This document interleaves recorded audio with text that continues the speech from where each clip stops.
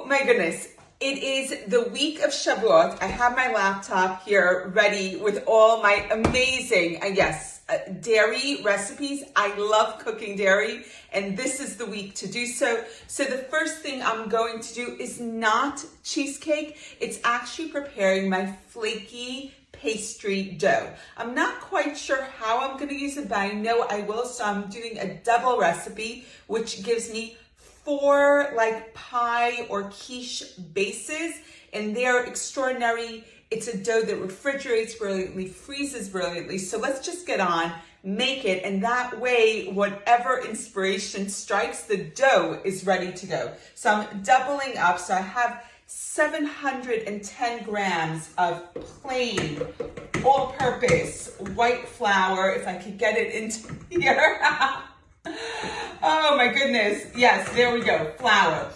Because I don't quite know how I plan on using it, I'm going to just keep it on the slightly savory side, so a pinch of salt. If I knew I was using this for sweet, I would add a teaspoon of sugar, but it's okay if I don't. I don't mind keeping it like bland in that sense. What I have here is 450 grams of cold butter, which I cubed, and that's going into the food processor as well. And I'm gonna then just pulse it together until we get that damp sand kind of texture, and the bits of butter are about the size of like tiny little peas. So we're gonna just pulse away, and I'm gonna keep on doing that. Because I've doubled the recipe, it is gonna take a little bit longer and slightly more patience, but just slowly pulse and you'll see the movement's gonna start to happen. So I'm gonna pulse away and be back with you in a sec. So our flour butter mixture is done. It's all kind of wet sand. I don't wanna open the machine because it's gonna go everywhere. What I have here is half a cup of ice cold vodka and half a cup of ice cold water. And I'm gonna go in with the entirety of the vodka. And the reason we do this is to achieve that flakiness we're after. The vodka is going to be absorbed like water would be, but it's also going to evaporate so much faster than the water, giving us that flakiness we're after. So I'm gonna pulse in the vodka, and then I'm gonna add the water a tablespoon at a time until our dough starts coming together. Those of you who have been here before will know how sensitive I am to alcohol. So I'm already, just with that bit, feeling the fumes. Isn't life fun? All right, so you can see the dough is starting to clump together, which is great. We're not there yet. So I'm gonna add a tablespoon of my ice cold water, and we're just gonna keep on pulsing. I'm gonna open the machine, and what I'm checking for is that when I take out the dough, it holds together, which it's already doing.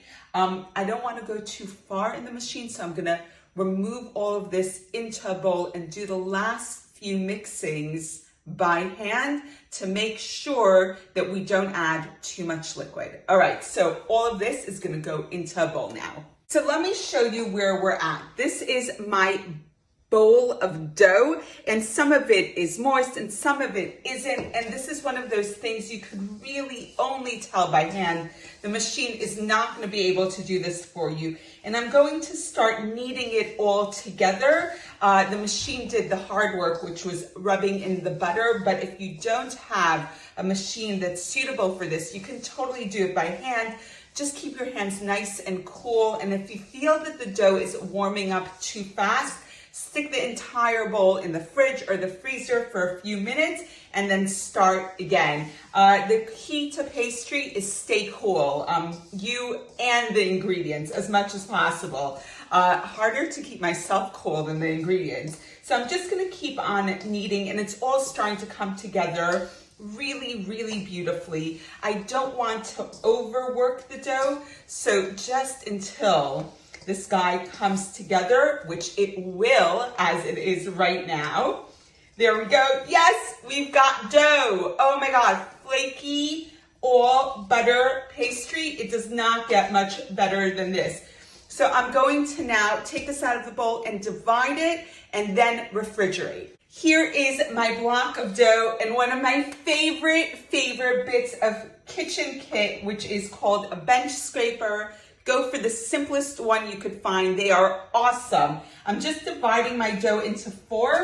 I'm going to wrap each bit of dough up, refrigerate it for a minimum of an hour, up to 3 days in the fridge and up to a month in the freezer. So I have the base for a whole bunch of stuff now, and now I need to decide how I'm gonna use them. But that is our flaky pastry dough done. If you don't know what you're doing yet with your menu, make some dough and then think what you could do with it. It is an awesome place to start. So see you all. We have loads more fun things coming this week because no one quite likes dairy as much as I do, and I go to town. All right, see you all soon. Make some flaky pastry because we are totally gonna knock this one out of the park. Welcome back to town. Today, cherry tomato galette. Galette is the French answer to a rustic tart. It is, in fact, a rustic tart. It requires no pie dish. It requires very little structure. And what I love about it, unlike a quiche that needs a custard, a galette is more of a dry tart and therefore much easier to put together and loves being eaten at room temperature, and unlike a quiche, a little less pressure and stress goes into this. So let's try it out. Let's make our cherry tomato galette right now. Let's get on with making our tomato galettes. We're actually making 2. I have double of everything here. So what I have here is our flaky pastry, which I made, refrigerated, and then the next day I've rolled it out. I actually, after rolling it, refrigerated it for another half an hour so it will set up. What I have here is an onion, which I sauteed in butter and oil. What the butter does is add flavor. What the oil does is prevent it burning because butter's smoke point is quicker than oils. So the combination of the 2 will ensure that you get the buttery flavor, but hopefully not burn the onions. So because my original recipe calls for half an onion, I doubled the recipe. This is a whole onion, and I'm spreading half the amount at the bottom of our galette pastry. So on top of that, I've got my firm ricotta, which I've cut into ricotta, who knows? I've cut it up into little squares. If you don't have ricotta, feta will work as well. It's a bit salty, or a firm mozzarella.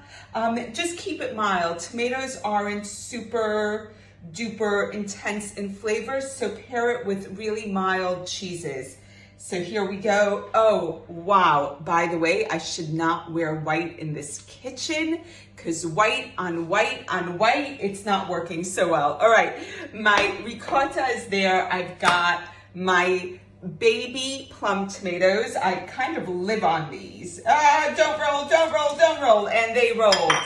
All right, so we'll get them all back in. And I have 50 grams, which is half a cup of grated cheese. I call for red Leicester or a mild cheddar or for mozzarella, and I just grabbed whatever I had in the fridge, and that's going on top. This is baking at its best, where everything's a bit of a mess, but then it all comes together. How awesome is that? So I'm gonna keep on piling everything in, and then we're gonna fold in the pastry. I've gotten all the tomatoes to behave. They're all exactly where they belong. I'm gonna actually use the paper to help me fold in the sides of our galette. So there we go. They're actually, I love baking paper. It is a good thing Thank you, Martha Stewart, for telling us all about good things. All right, it's all in there. I'm going to actually brush the top of it with some egg, and this is gonna help it go golden. And then we're gonna season actually the top and the pastry with salt and pepper. Firstly, it looks beautiful, but it adds a little bit of depth of flavor to our pastry, which is awesome. So here we go. It's gonna get all brushed and then seasoned, and then into the oven we go.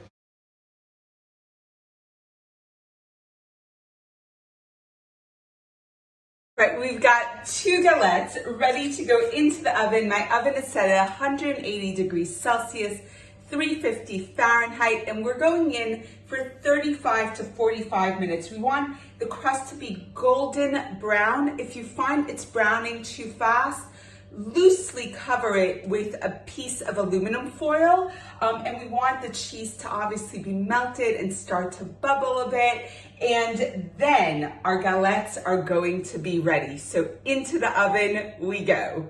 Check them out. Our galettes are out of the oven and they are beautiful. They're just gorgeous. Look at that. Amazing cherry tomato galette. But what's amazing about it is it travels beautifully and it doesn't mind being eaten at room temperature. All right, so I hope you try it out. Super simple, super easy. Making your own pastry takes this thing up a level, but if you don't have time, store-bought will work as well. See you all soon. Try out a galette. It will transform your life. Bye.